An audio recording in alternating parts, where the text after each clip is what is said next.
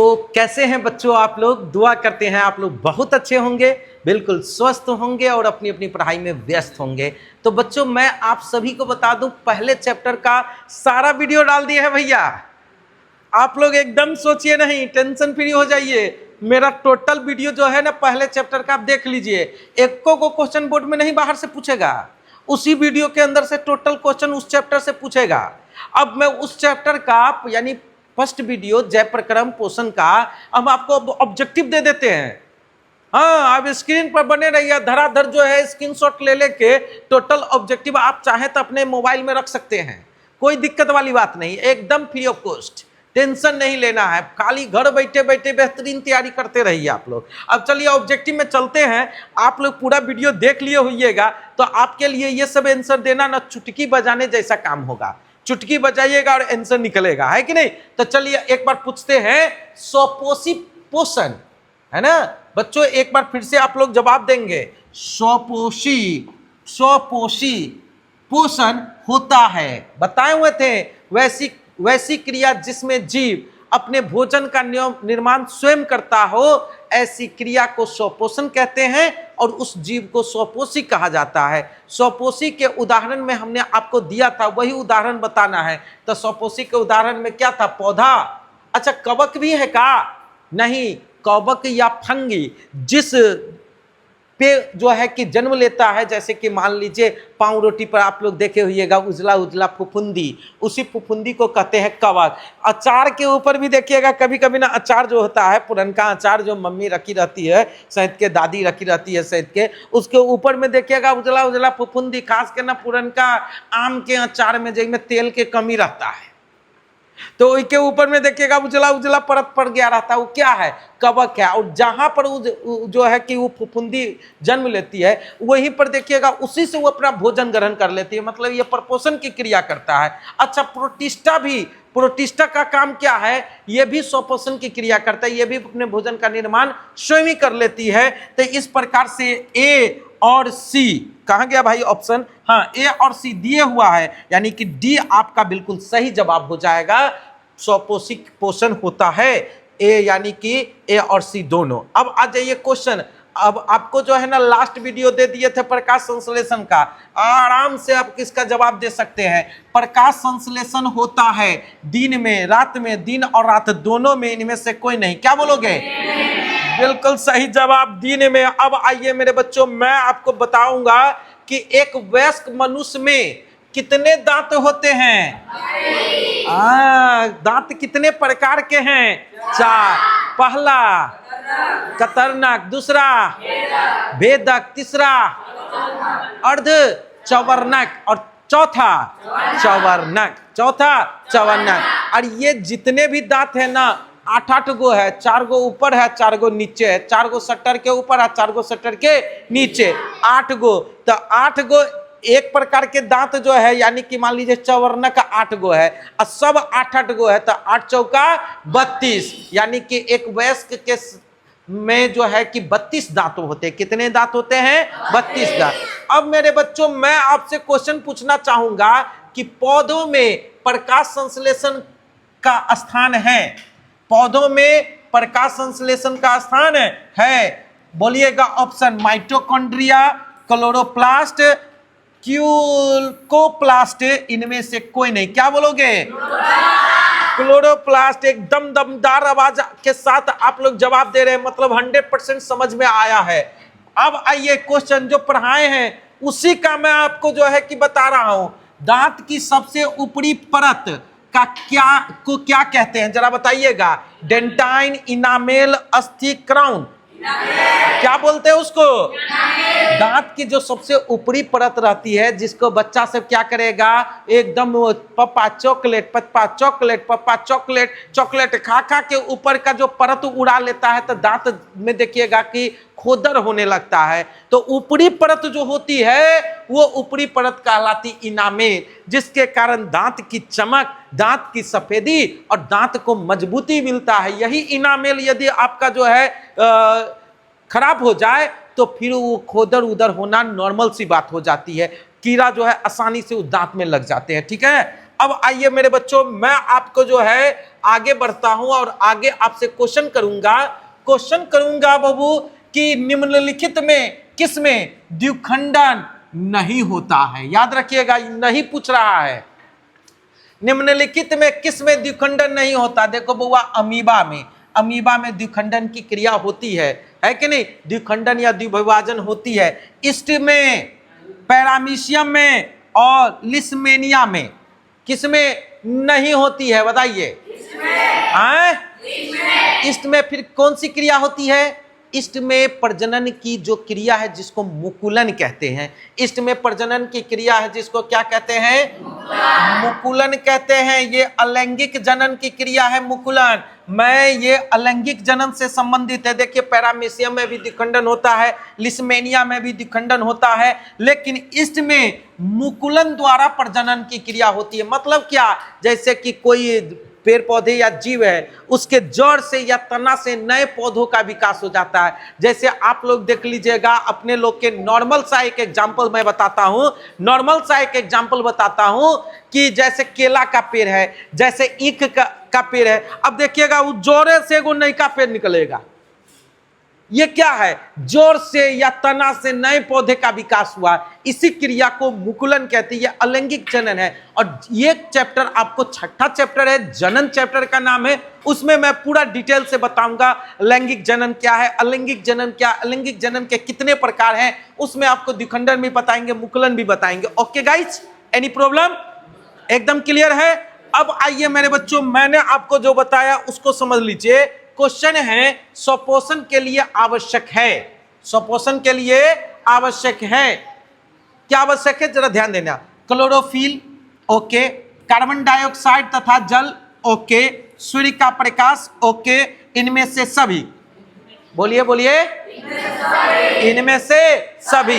इस सवाल का बिल्कुल सही जवाब इनमें से सभी। और इसी के साथ हम गाड़ी आगे बढ़ाते हैं।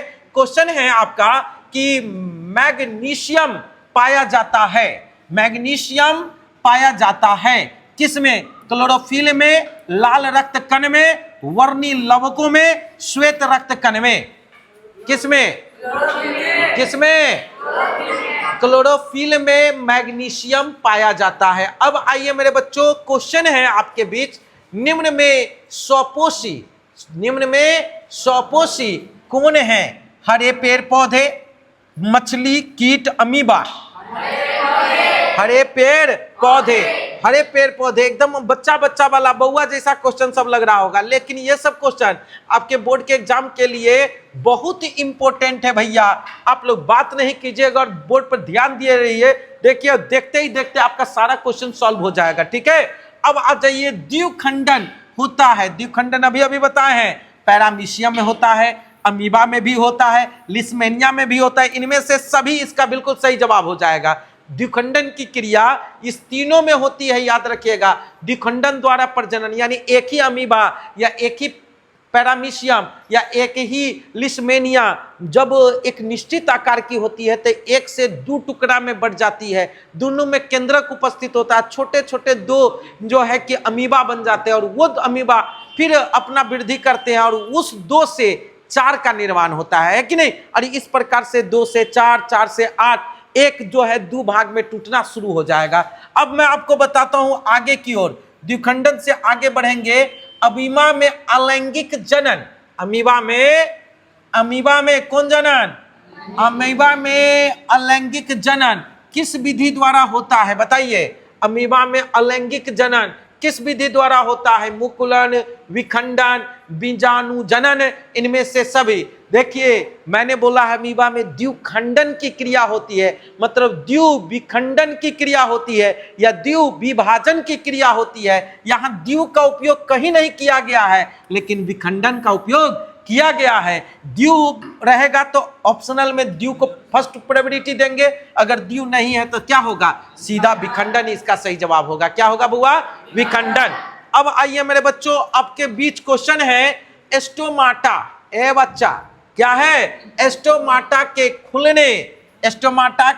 खुलने और बंद होने की क्रिया को कौन नियंत्रित करता है? बोलिएगा। द्वार कोशिकाएं, बोलिएगा। द्वार कोशिकाएं, सहचर कोशिकाएं, चालनिक कोशिकाएं, मूल रोग। कौन नियंत्रित करता है? पत्तियों में पाए जाते हैं स्टोमाटा, जो स्टोमाटा के खुलने और बंद होने को नियंत्रित करता है द्वार कोशिकाएं। कौन नियंत्रित करता है? द्वार कोशिकाएं। अब आइए मेरे बच्चों, मैं आपको बताऊं कि अमीबा अपना भोजन कैसे पकड़ता है। मैंने आपको बताया था, याद कीजिएगा, अमीबा वाला जो वीडियो है आप एक बार देख लीजिएगा तो एकदम पूरा क्लियर हो जाएगा। स्पर्शक जीव द्वारा, कुटपाद द्वारा, मुंह द्वारा, कुटपाद द्वारा। अगर आपको बुआ समझने में दिक्कत हो ना तो बोल दीजिएगा, आपको मैं यहां से आपको एक ऑप्शन दे रहा हूं, चाहे तो आप लोग जैसे कुटपाद द्वारा हम दिए, जैसे ही साइड होंगे कि आप स्क्रीनशॉट लेके इसको सेव कर लीजिए अपने पास।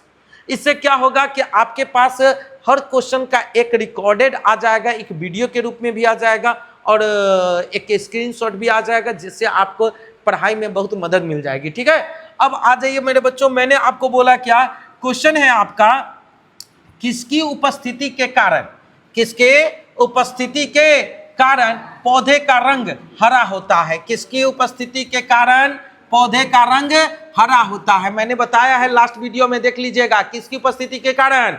क्लोरोफिल की उपस्थिति के कारण, क्लोरोफिल की उपस्थिति के कारण। अब इसके चलिए बच्चों, मैं आपको बताऊं कि अमीबा में अधिकांश पोषण कैसे होता है। अधिकांश पोषण मैंने इसके रिगार्डिंग मैंने आपको बताया था। अमीबा का पूरा डिटेल नॉलेज दिया हूं, एक वीडियो केवल अमीबा का ही बना के दिया हूं। मैंने उसके लिए बताया क्या, शाकाहारी, अंतग्रहण, सर्वाहारी, स्वपोषी। क्या बोलेंगे? क्या बोलेंगे? अमीबा में अधिकांश पोषण अंतग्रहण द्वारा होता है। किसके द्वारा? और अंतग्रहण की क्रिया अमीबा किसकी मदद से करता है? कुटपाद की मदद से। किसकी मदद से? कुटपाद की मदद से।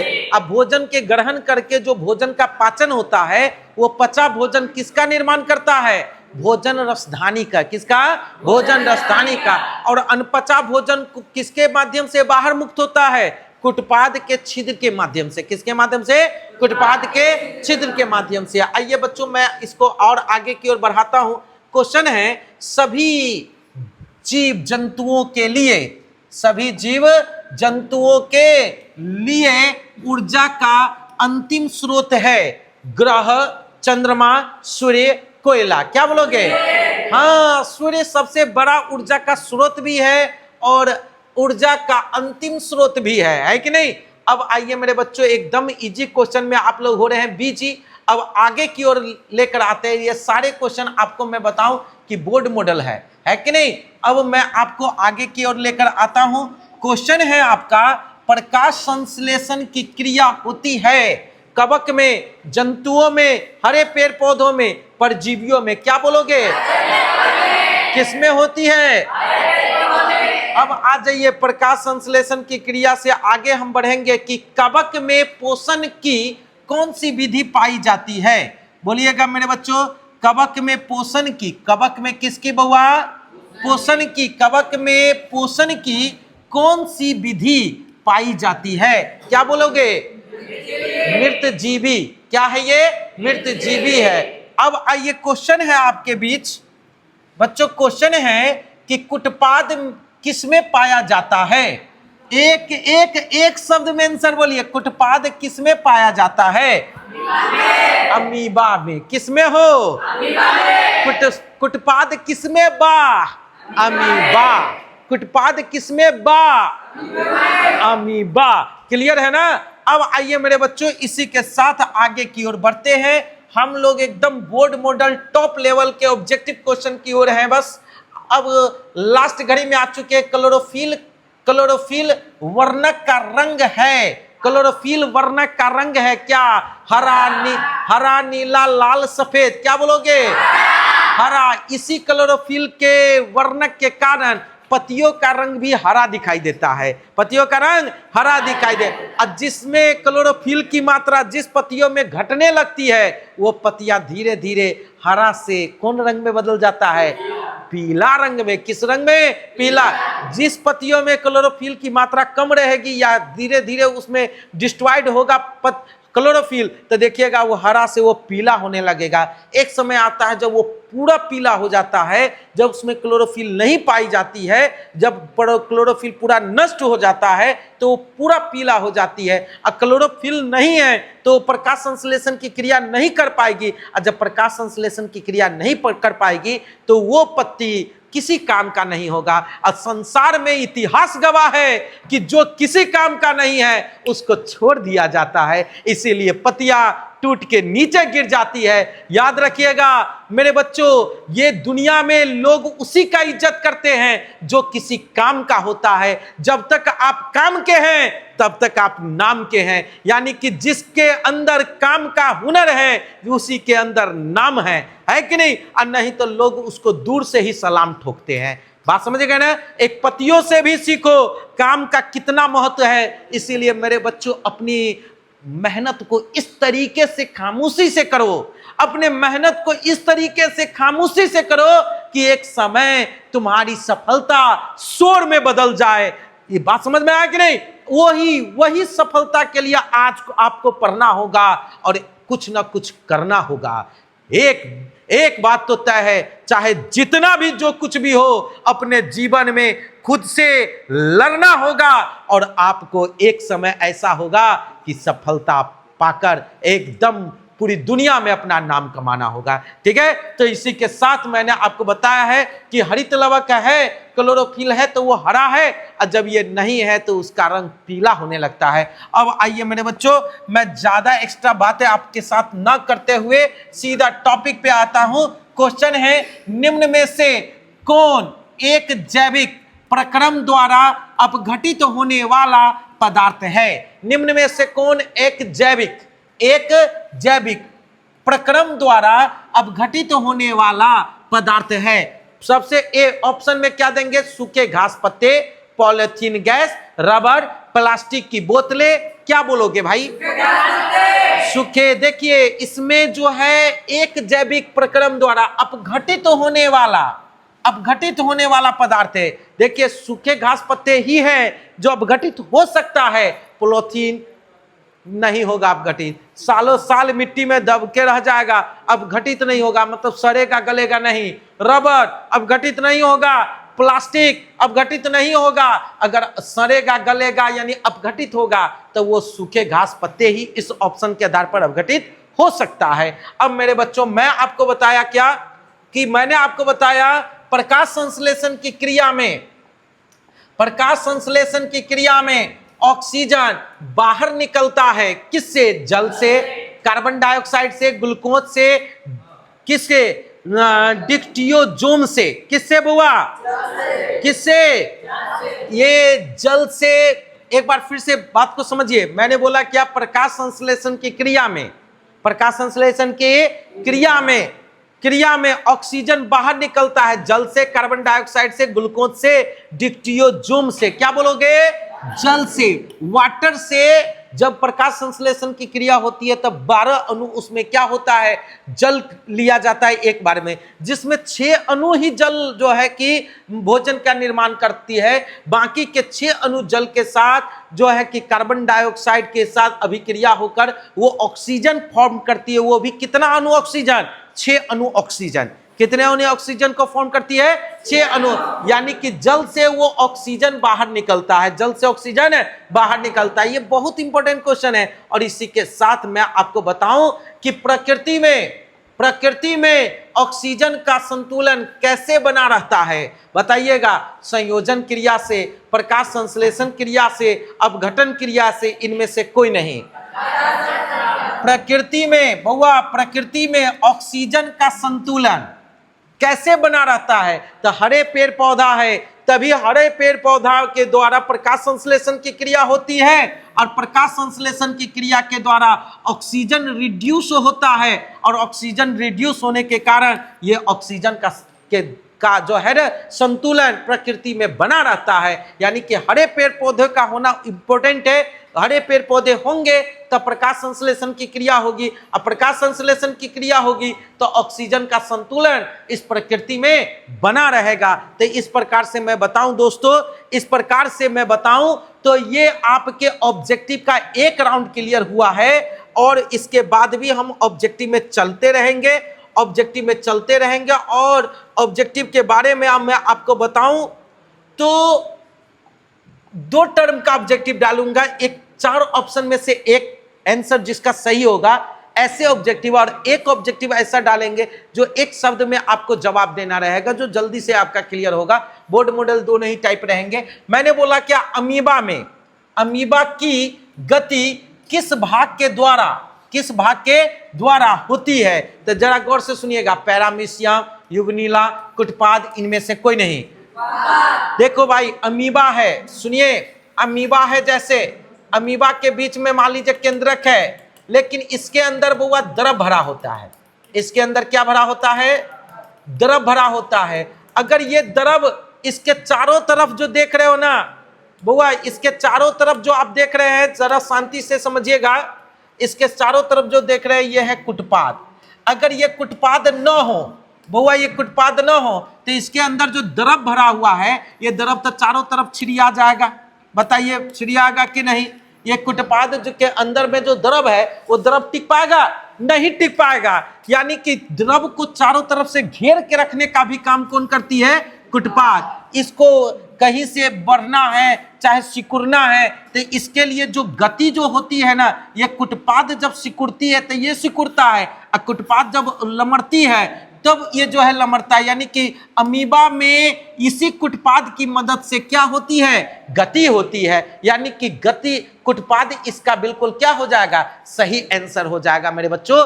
तो आई होप कि आपको ये पूरा ऑब्जेक्टिव समझ में आया होगा, क्योंकि मैं आपको जो थ्योरी दिया है इस चैप्टर का एक एक टॉपिक पर मैंने आपको वीडियो बना के दिया है। उस वीडियो को अगर ये आप देख चुके हैं तो इसके बाद आपका ये ऑब्जेक्टिव एक बार में 1 सेकंड में आप इसको देखते ही सॉल्व कर सकते हैं। इतना तो मैं आपको विश्वास के साथ बता रहा हूं। यदि आपको, मैं फिर से बताऊं कि मेरे बच्चों, आपको मेरी पढ़ाई अच्छी लग रही है, आपको ये वीडियो के माध्यम से घर बैठे बैठे एजुकेशन समझ में आ रहा है, तो जरूर इस वीडियो को लाइक करें, कमेंट करें, और तो और इसको सब्सक्राइब यदि अभी तक आप नहीं किए, छूट गया है, तो जरूर सब्सक्राइब करें और अपने दोस्तों को भेजना न भूलें। फिर मिलते हैं इस चैप्टर के आखिरी वीडियो, जो कि इसका ऑब्जेक्टिव का आखिरी होगा। फिर मिलते हैं उस वीडियो में। तब तक के लिए हमसे बने रहिए, वीडियो को कंटिन्यू देखिए ताकि आपको अच्छे से समझ में आ जाए। आगे हम आपको और भी अदर सब्जेक्ट प्रोवाइड करने वाले हैं, इसीलिए इस चैनल आपके लिए बहुत महत्वपूर्ण होगा। Okay, good bye, see and sometime.